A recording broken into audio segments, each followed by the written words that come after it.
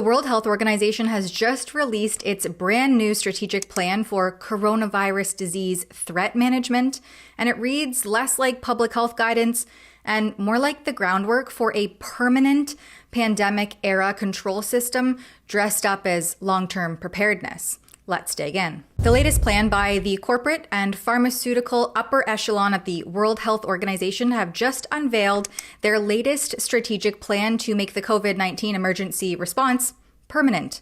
This is being sold to the public under the guise of management of all coronavirus disease threats, from COVID-19 itself to Middle East respiratory syndrome called MERS, and any potential new coronavirus diseases that lurk under the banner of maybe Disease X, looking into the future pandemic crystal ball. They call it a turning point in the transition from the COVID-19 emergency response to sustained, long-term, and integrated management, building on the lessons of the past 5 years of COVID-19 response. So, here we go again. Another glossy, hyper-bureaucratic document from the World Health Organization, this time branded as the Strategic Plan for Coronavirus Disease Threat Management 2025 to 2030.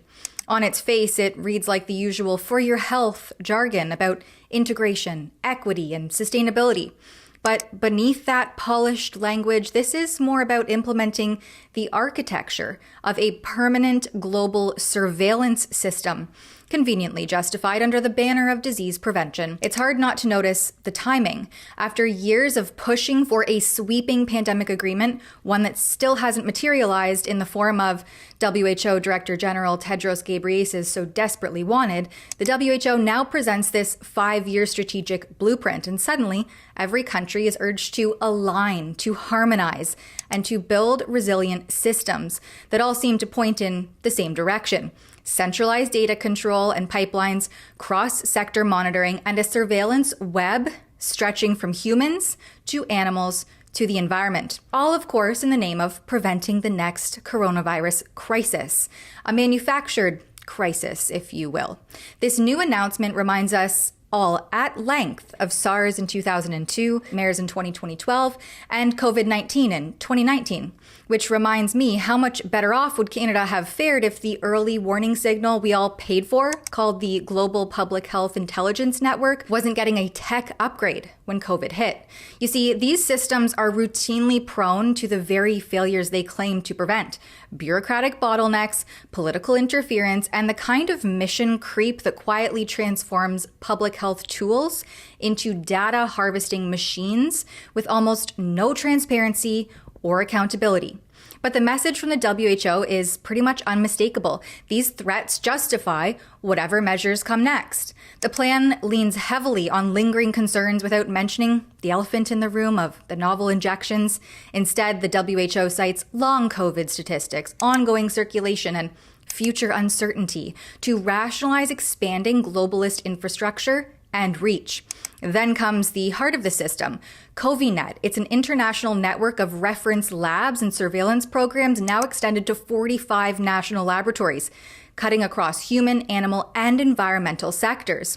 Framed as a benign upgrade, CoViNet doesn't replace existing surveillance structures. It layers onto them, complementing the already vast global influenza surveillance and response system. It's surveillance feeding surveillance, a net cast wide enough to catch anything even so much as deemed a potential coronavirus signal. We're told this is all part of a consultative and inclusive process, as if input boxes checked on a form translate into actual democratic oversight. The language, of course, is carefully crafted to soothe. It's routine and emergency management. It's flexible. It's context sensitive. Yet every strategic line runs into the same direction: more monitoring, more data integration, more real-time reporting, more international coordination, more authority granted to the very institutions that have lost public trust throughout the last 5 years plus. And that's the crux of the issue. This isn't written like a temporary emergency plan, but more so, as mentioned, the blueprint of a permanent global operating system, one that blurs the line between public health preparedness and ongoing behavioral and biological surveillance.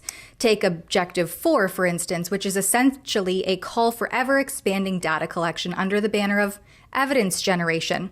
It stretches far beyond medical research and into broad surveillance of ecological trends, social behavior, mobility patterns, workplace conditions, and even people's health literacy. Behavioral science is now the first line of defense for our health system. We have our own applications too that nudges people or reward them for healthy behaviors or giving them badges or these kind of rewards.